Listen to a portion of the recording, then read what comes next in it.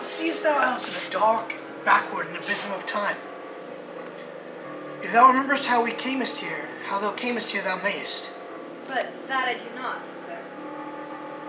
12 years since, Miranda. 12 years since thy father was the Duke of Milan and a prince of power. But, sir, are not you my father? Thy mother was a piece of virtue, and she said thou wast my daughter. And thy father was the Duke of Milan, and thou his only heir and princess no worse issued. Oh, the heavens! What foul play had we that we came from thence? Now, grimace, Allie, grimace when you to relate the foul play. Really put on a character's mask. Both, my girl. My foul play, as thou sayest, were heaved hence, but blessedly helped hither. Tighten your jaw. Oh, my heart bleeds Grimace. for the teen I have turned you to, which is all from my remembrance. Please you, father. My brother and thy uncle called Antonio, I pray thee mark me, that a brother should be so perfidious.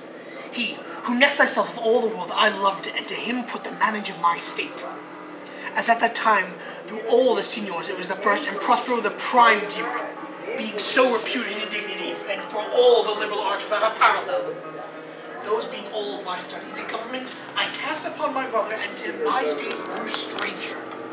Being transported and wrapped in secret study, thy false uncle, dost thou attend me? Sir, most heedfully. Being once perfected how to grant suits, how to deny them, who to advance and who to trash for overtopping, new created creatures that were mine, I say, or change them, or else new formed them, having both the key of officer and officer, set all the hearts in the state to what tune pleased his ear. And now he was the ivy which had hit my princely trunk, and sucked my virtue on it. Thou attendest not. Good sir, I do. I pray thee, mark me.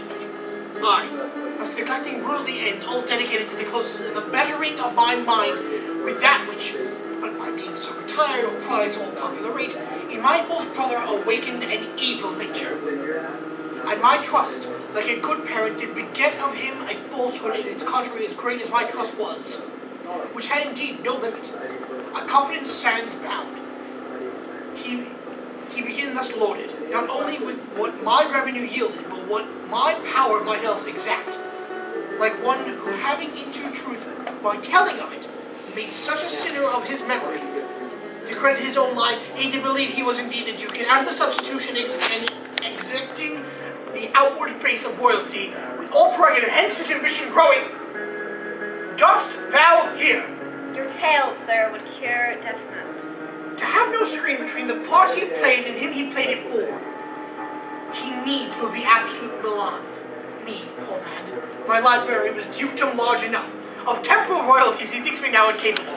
Confederates, so dry he was persuaded by the King of Naples to give him annual tribute, do him homage, subject his coronet to his crown, and bend the most dukedom yet unbowed. Alas, poor Milan to most ignoble stupid. Oh, heavens. Mark his condition in the event, then tell me if this might be a brother. I should sin to think but nobly of my grandmother, for good wounds have borne bad sons. Now the condition of the King of Naples, being an enemy to me inveterate, hearkens my brother's suit, which was, that he, in lieu of premises of homage, and I now not know how much tribute, should presently exasperate me and mine out of the dukedom and confer fair Milan with all honors on my brother. A moment, Allie, and now take that moment and really grimace. Tighten your face up. Whereon a treacherous army levied, one midnight, fated to the purpose, did Antonio open the gates of Milan. And in the dead of darkness, the ministers of the purpose hurried against me and thy crying self. Alack, for pity, I, not remembering how I cried then, will cry it o'er again. It is a hint that brings mine eyes to it. Hear a little further, and I'll bring thee to the present business which now is upon us, without which this story were most impertinent. Wherefore did they not that hour destroy us? Well demanded, wench. My tale provokes that question.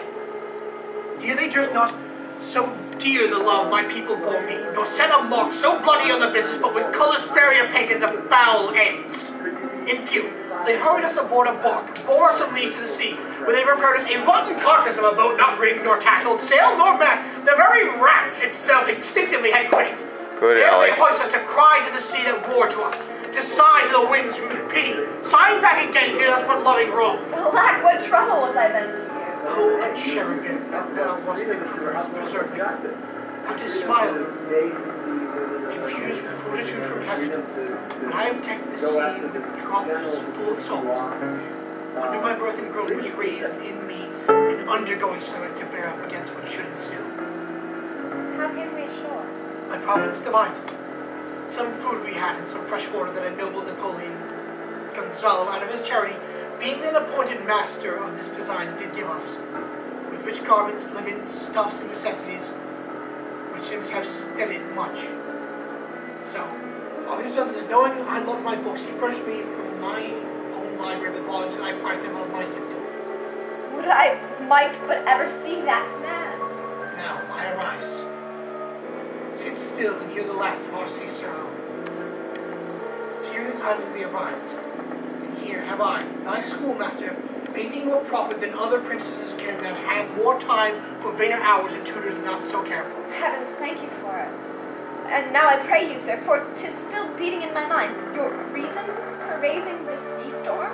Know thus far forth, by accident most strange, bountiful fortune now, my dear lady, hath mine enemies brought to this shore, and my precedence, I find my zenith doth depend upon a most auspicious star, whose influence, if now I court but not omit my fortunes, will ever after droop.